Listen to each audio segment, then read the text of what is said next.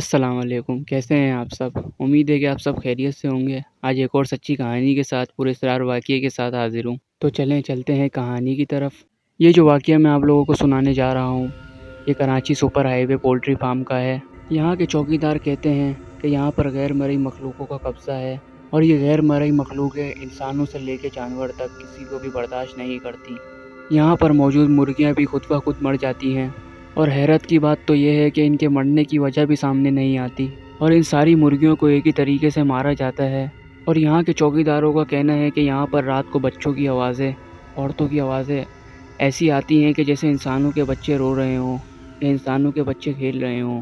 ان لوگوں کا کہنا ہے کہ یہاں پر موجود رات کو فارم ہاؤس کے اوپر چاروں طرف آسمان کی طرف سفید دھواں پھیل جاتا ہے، اور یہ سفید دھواں فارم ہاؤس کے آگے پیچھے منڈلا رہا ہوتا ہے، اور نہ جانے یہ کیا چیزیں ہوتی ہیں۔